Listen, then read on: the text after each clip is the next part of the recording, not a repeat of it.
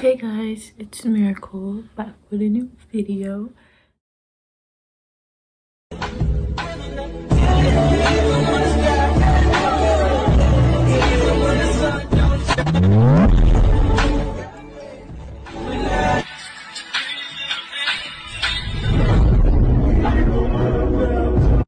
And today's video, I decided to do something a little different. We are going to be reading scary stories. Quick story time. I'm in love with the paranormal. Like, I grew up watching the paranormal, grew up watching scary movies, could watch the whole scary movie in the dark, watch The Conjuring in the dark. And even though the next day and the day after that day something happened, I still love the paranormal. I grew up watching Brittany 44, Creepy Pasta, the one that made Lettuce Foot Sandwich, I forgot his name, and like those scary animations. Like, I grew up on all those. So I have my little setup here. I have my little Chromebook. This is where I'm gonna be filming at. I'm filming by my desk area. But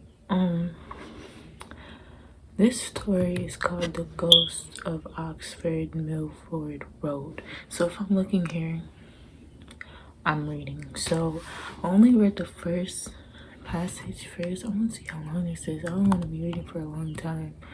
There's another one. So there's 3 of them. So I don't know if I want to read 3. I might read the other one in the next video. But we're gonna read the first one, and it is called The Ghost of Oxford Milford Road. And this is a true story. The true stories get to me all the time. Because I know for a fact, and from what I experienced and from other people's experiences, these are real. Things like this are definitely real. Y'all gotta be careful. Like, very fucking careful. So, we're gonna get started right into this video. When Bad Coat was a student at Miami University in Oxford, Ohio, there was a rumor that the town was one of the most haunted places in America. Wow, I wasn't saying I was gonna, but not. Yeah, let me shut up.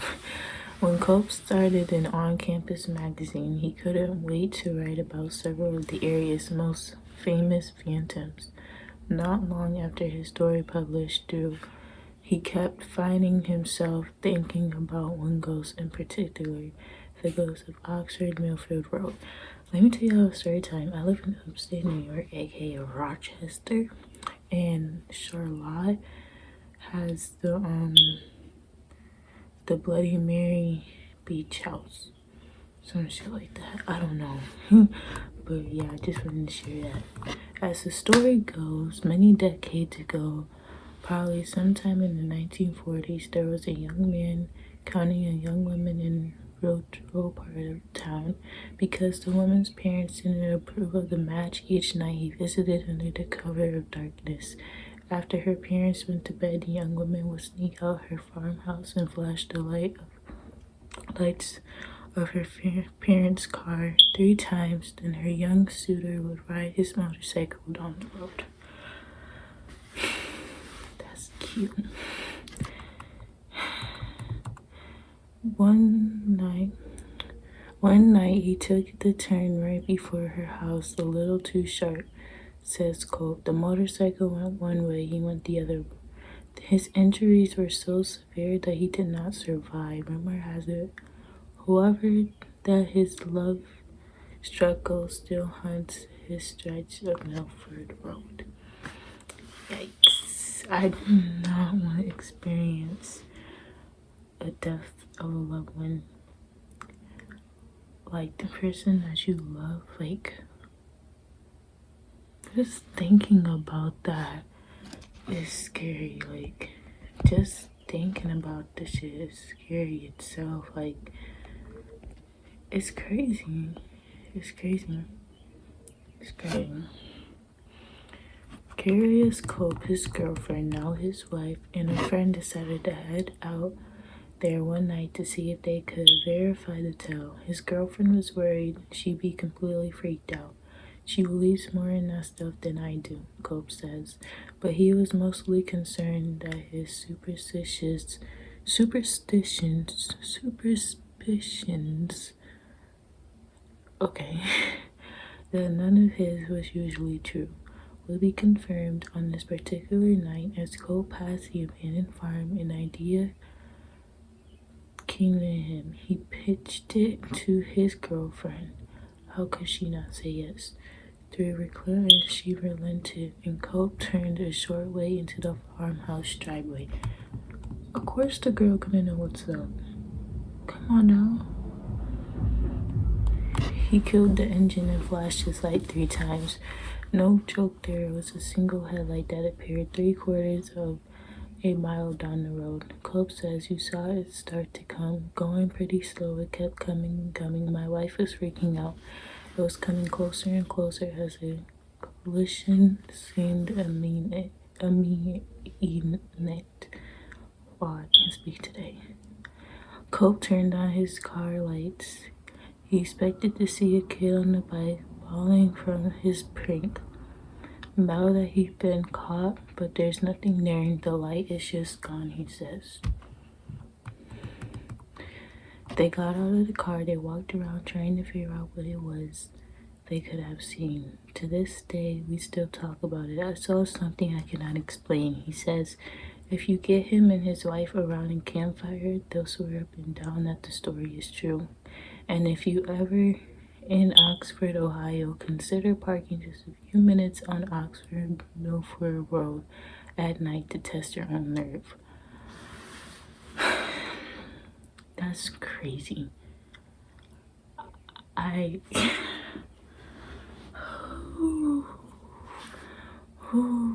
Like, another thing I don't understand, when these YouTubers are doing these paranormal games, you guys are inviting things into your house, and that's not good. Like, you guys are inviting things into your house. No, that's not good. I'm gonna read the other one. This one is called, was it people or was it alien? That's a good title. But anyways, Doug Averill grew up as one of the 8 boys of his parents. Sprawling Dude Ranch, the Flatton Lake Lounge in Roosevelt, Montana as a teen. The Averill boys ran wild. We rode around as a little gang of cowboys. He remembers they'll saddle up and head out to check cattle on the 3 giant tracts of land the family managed, which were in the triangle around some of the state's most remote rangelands. One summer in the 1960s, the brothers came across a ghastly sight. There on the ground were 3 dead cows, nearly arranged in a circle. Okay, anyways, child, so no obvious wounds were visible, but their reproductive organs had been removed. But there was never any blood. It was almost surgically removed. Remembers. Bitch, that ain't no human. That is not no human.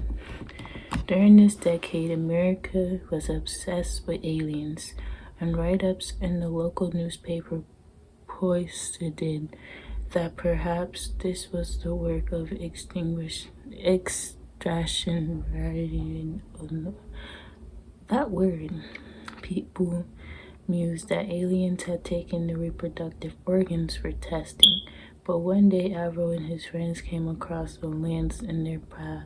Attached to it was a cryptic note with a threatening message. That's when we that's when we thought it's gonna be people doing this, he says. Then things got really strange. Over the next few days, a series of odd events unfolded. First, the brothers stopped in at a local bar and grabbed a hamburger, leaving their horses in the back of a stock truck. The horses were packed in tightly and arrows were only gone for a few minutes. When they came back, the horse packed into the middle of the truck was mysteriously out, with no signs of a struggle. We had no idea how they possibly could have gotten that horse uploaded without unloading all others, he says. The next day, a new Ragnar on the ranch fell off his horse and was badly injured. They had all been riding together, but not a single other member of the crew saw the accident. It was the weirdest thing, Avril says. The man's injuries were so severe that he was left permanently disabled.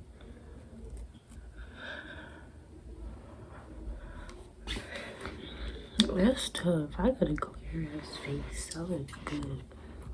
Finally, the last terrible thing happened.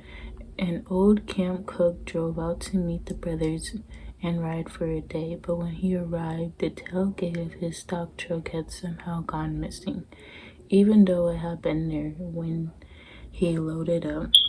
His horse, Betsy, had fallen out of the truck and been dragged behind the vehicle for who knows how long. They had to put her down on the spot. To be honest, it just killed him to see what had happened to Betsy. One probably should have put him down too. Remember, Avril, those three events were just boom, boom, boom. Three things in a row that were so weird all tied together, because there, right after we saw that spear, he remembers three things, like the three dead cows left in a circle. That's crazy. Avril used to tell the stories from the summer around the campfire quite a lot, but over the years he gotten new stories, and so they've been shifted out of rotation.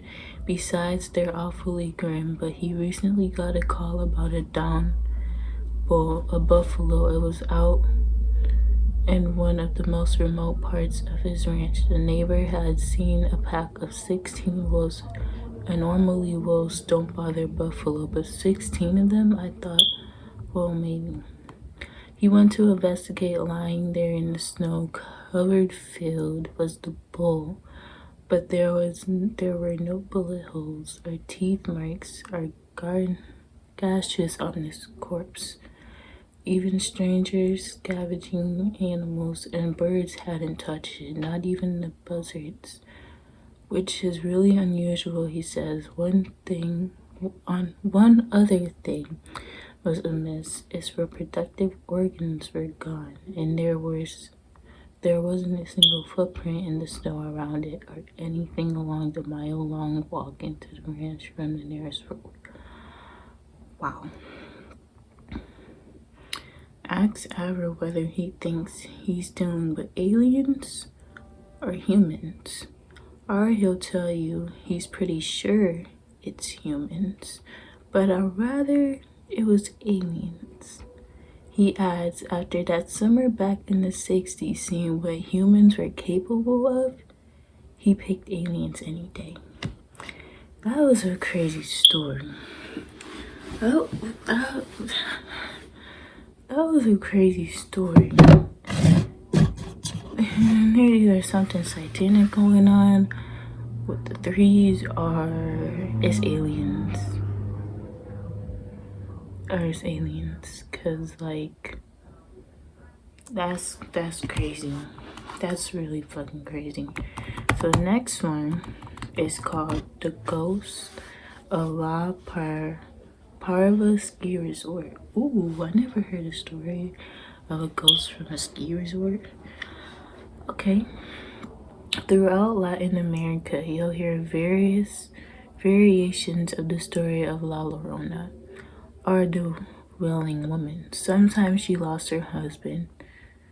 Sometimes she lost her children. Sometimes it's both. But in La Parva, a ski spot in the Chilean Andes, the Wailing Woman is named Lola, and everyone in the area swears they know her before she died.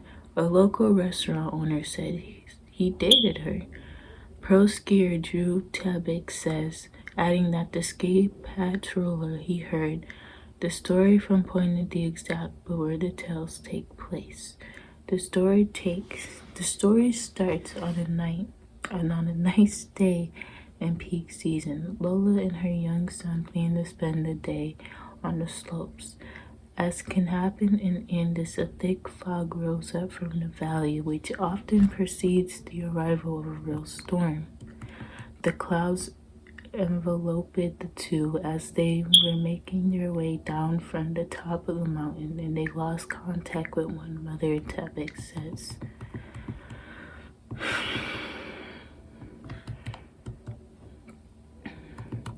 Despite to find her son, Lola began screaming his name as she ran through the thick fog. Unable to see clearly through it, she stumbled down a steep slope and began sliding towards a rocky corridor. By chance, a local lift operator who was returning to his cabin came across her body. He was afraid she was dead, but on closer inspection, he found she was still alive. Just buried, Tevek says her body was covered in laceration from sharp rocks. And the other word she said in the faintest whisper was her son's name. The lift operator worked to carefully pull her body to his cabin, which was just up the hill. He bandaged her cuts as best he could and then ran to fetch the doctor.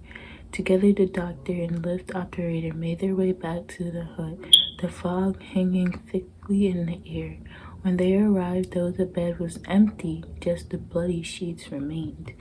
Neither the woman nor her son were ever found, Tevek says, but locals report hearing her wail for her child whenever they are near that lift operator's cabin.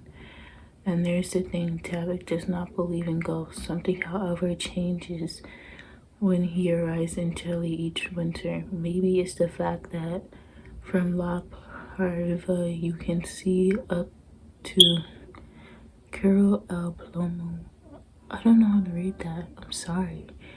An Incan child sacrifice site. Maybe it's because Tevek has simply read so many magical realism books by authors like Juan Rulfo and Gabriel Garcia Marquez, but sitting alone in this cabin in the Andes with the wind weeping and the candles flickering, he swears that every now and then he just can tell if what he's hearing is a woman or the wind. Wow, that's crazy. That's really fucking crazy. Alright guys, that's it for this video. I hope you guys like these 3 scary true stories. I was bored. I want to start doing this every day. So yeah, later on tonight I'm doing a night routine. So look for a video tomorrow morning. Maybe. It depends on how long it uploads. But be prepared for that video. This video will be uploaded later on tonight. It's around like 7 now, I think. Right? Is it 7? It's 7:17 right now, and I'm gonna be doing a night routine. So yeah, make sure you guys thumbs up and subscribe, and make sure you guys comment your favorite part of this video. Comment which one is your favorite story, or if you guys ever heard of these scary stories, because I never heard of any of these scary stories, and that's surprising. So yeah, thank you guys for watching this video. Thank you guys for supporting me. Make sure you guys follow me on all my social medias. My Instagram is LovePrettyDollMirror, Snapchat spam_miracle, TikTok more mirror. I don't give up my Facebook, but yeah, I hope you guys like this video, and I'll see you guys in the next one.